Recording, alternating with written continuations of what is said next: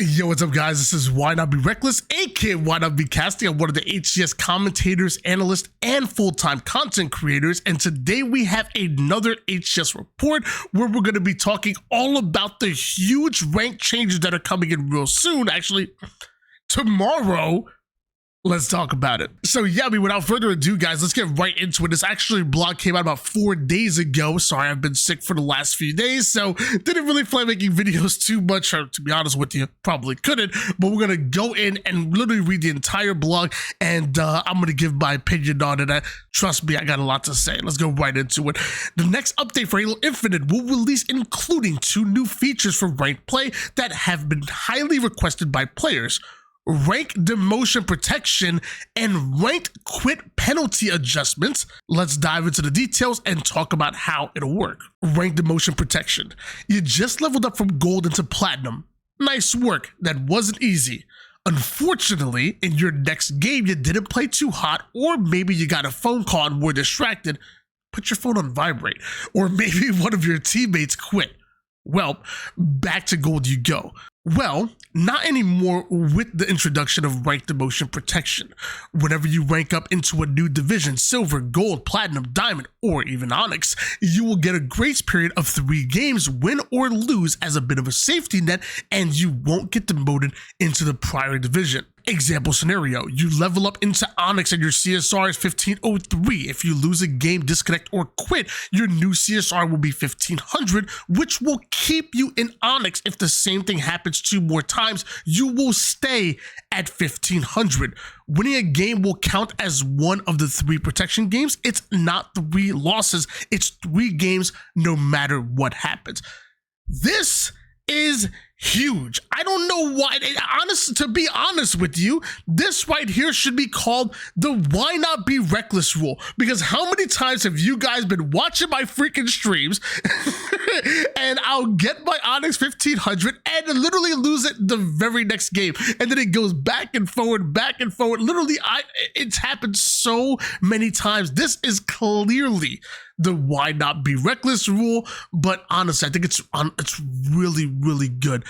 I think about Apex, where whenever you rank up into a new division on Apex, you start off with a bit of a buffer with more LP than it takes to you ultimately end up losing to go down and end up getting demoted to another rank. And on top of that, they also have a demotion protection as well. And I think this is really good. And I think it kind of takes the good things from that and also eliminates the bad things as well. Because I feel like you shouldn't be given free LP or free CSR. And with this, you're not given free CSR. So let's talk about it. So obviously with the losses, you will end up going down, but you won't end up getting demoted to the previous rank.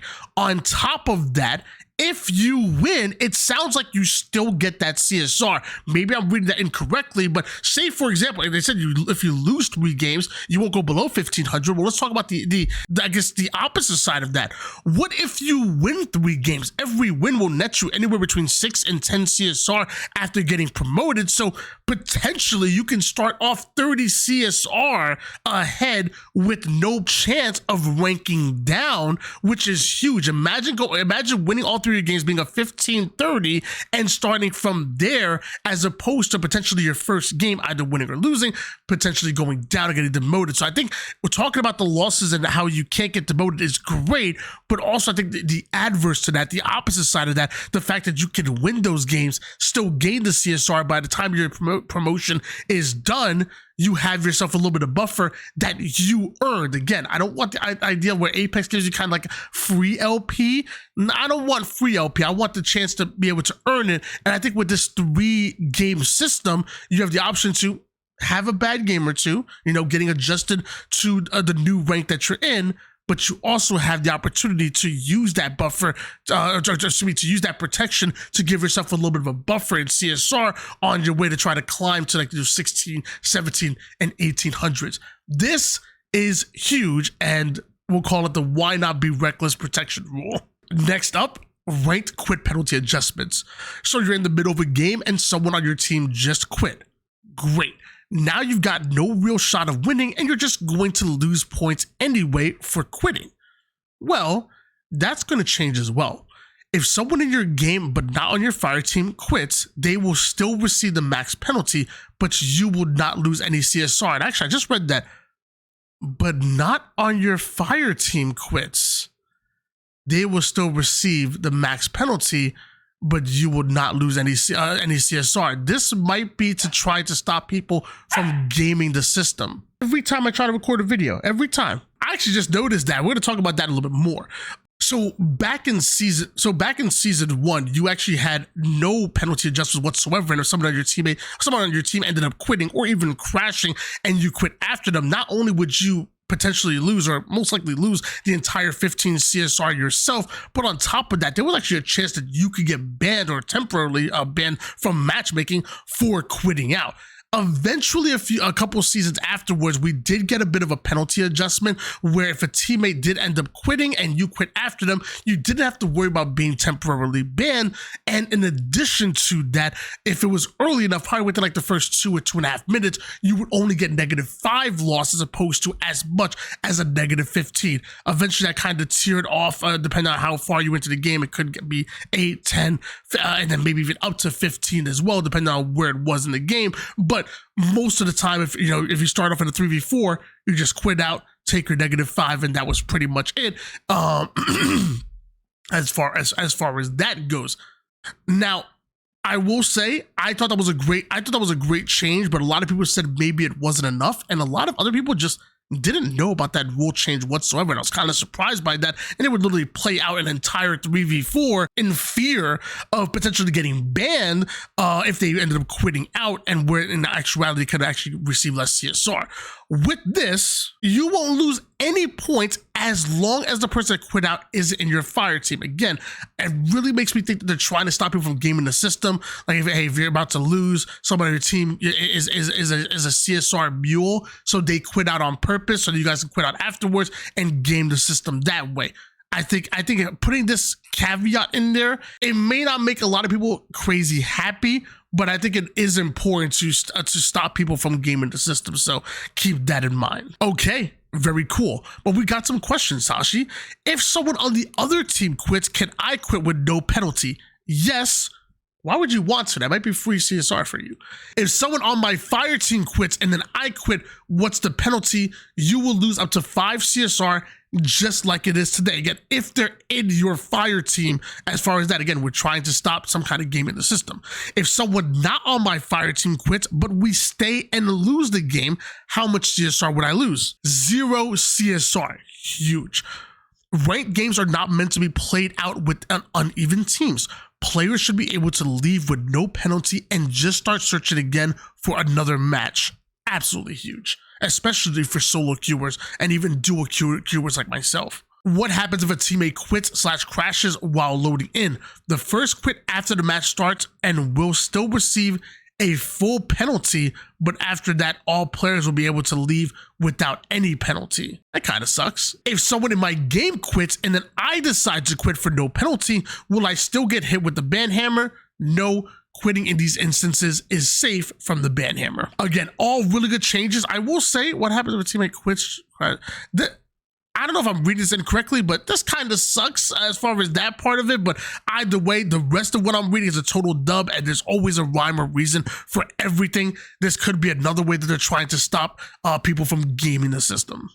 Ranked extraction updates. If you watch one of my previous videos, you probably already know about it, but this is more of with the official blog post as opposed to just trying to find out through a tweet. So let's still go through this. Based on feedback we've heard from players, we've also made a couple key updates to ranked extraction. You will not see these updates in the extraction featured in social playlists. Really important. This is really geared towards ranked as opposed to social, which is good because a lot of casual players hate it when the competitive side really affects their game, especially when they don't feel like anything needs a change. So cool that this is only affecting ranked and not social. audio changes. At the moment, you can hear that your extraction point is being converted by the enemy team from anywhere on the map. This meant players were able to leave the area around the extraction device and use the global audio cue to tell them when to peek back out. With this upcoming audio change, the device itself will emit the audio, meaning you'll have to be in a close vicinity to hear it's being converted. As a result, teams will need to pay closer attention the extraction device much more than they need to today. Actually, this is huge. A lot of times when you had a full setup and you were able to put your opponents 3 down, that 4th player can really be an absolute nuisance and not reveal themselves, not even try to pick up on any of the damage, and literally wait for you to start converting before they have their save nade thrown, or maybe a couple spikes they picked up on the map, and chuck it right as you're extracting it, get the easy kill, and buy enough time for his teammates to come off a spawn. That 4th player can literally stop an entire 2, 3, or even a 4-man push from converting the extraction just long enough for the teammates to come off a spawn, and it really made whoever first extracted that device kind of lopsided, maybe a little bit too strong. With this audio change, you will literally have to have at least 1 player, and most likely multiple if you're solo queuing, because kind of hard to trust your teammates and them not calling out, be able to keep their eyes on the actual extraction point, because you always have to be looking in case of the ninja defuse, and so that you can stop it and not get caught off guard with a lucky conversion. This makes setups come in a little bit closer to the extraction, which will make them theoretically easier to break if your opponent's teamwork and team shot isn't on point. UI changes. Right now you can see in your UI when the extraction point is being converted, similar to above. This allowed players to leave the area near the extraction device and only peek out when the UI showed it was being converted. With our upcoming change, this will go away almost entirely. The UI will no longer indicate to you when the extraction point is actively being converted, and it will also no longer indicate to you how much time is remaining. It's going to play a bit old school and hardcore, as players / coaches will be needing to time the extractions like timing weapons / power-ups in the older Halo titles. I think that's actually huge, and I love that change coming in.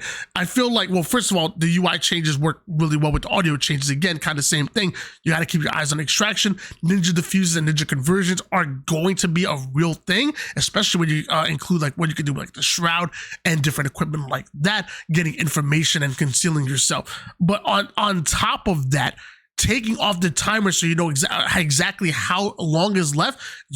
When you're on the offense and you're trying to ultimately break a setup, you need to have that internal clock when to give up. A lot of players, even with the timer on the screen, see that an extraction point is like 75, 80% done and still push that same extraction point instead of pushing over towards a new one and setting up early and maybe getting the upper hand on your opponents, potentially giving up not only map position, but also giving up objective points onto the next one without setting up early. Now you're taking away that timer, which is free information now. So now when you're on the offense, you have to have an internal clock in your head. When is it time to give up on this last extraction point and move on to the next one? I actually need to find out what's the exact timing on how long an extraction takes, because honestly, I've been babied by the system as well. I don't know the exact timing, but I will get that information for you real soon. On top of that, even defensively, same kind of situation. You need to know when you need to start sending troops and sending players over toward that next extraction, so you have some kind of presence there, so your opponent can't just go in with a quick extraction and then set up easily. You have to make them work for that. So almost being the same way affected defensively as it is being affected offensively can really change and really help the life cycle of extraction. And I'm excited to see with those changes what it's going to be looking like in a competitive sense. Tashi is an American business magnate, I don't even know what that word is. Software developer, investor, author, and philanthropist. He played 15 seasons in the NBA, winning 6 championships with the Chicago Bulls. His biography on the official NBA website states, by acclamation, Tosh. The Jordan of the HCS, Tashi. No, but honestly, I just, in my opinion, since season 5 came out, like I feel like we were already moving in the right direction. And when season 5 came out, it's just been banger after banger after banger. as a full-time content creator and even commentator, I work around this game 24/7. I talk about all the time. I literally sleep, eat, and breathe Halo. It's very easy for me to fall into days where I kind of have to force myself to hop online and force myself to stream because things have gotten like too repetitive. I have not felt that way not one time since season 5 has come out. I've been having an absolute blast, and I've been like legitimately excited to hop on, not only engage with the community that we've been able to create, on the live stream, but on top of that, actually just excited to go in and play the game every day. And everything that's come out since season 5 has been a fat dub, and I would say including this blog post that's gonna and the effects, the changes that are gonna be coming in tomorrow. Just as much of the negativity that's out there, on Twitter and on YouTube and everything, I think we need to kind of balance that out with some positivity and whatnot, and really show appreciation to 343 and everybody involved that's helping move Halo in the right direction. This is helping move Halo in the right direction, especially for us competitive and ranked enjoyers. So thank you so much, guys, for all the hard work that you guys have done, and hopefully we continue, because if we continue on the trajectory that we're having right now, between the content being pumped in, between the changes, between the quality of life that's been coming out and being affected, dude, you can see Halo Infinite having one of the biggest resurgences, one of the biggest comebacks in gaming history, and really start to challenge some of the top games out there. So sorry, either way, that's the video, guys. Let me know in the comments down below what you guys think, and on top of that, if you're looking for some funny content and some different content, check out my YouTube shorts and my TikTok. A little bit different than our more informative long form content. I think you guys have a really good laugh, and you get to see what my gameplay is really like. All right, guys, peace out.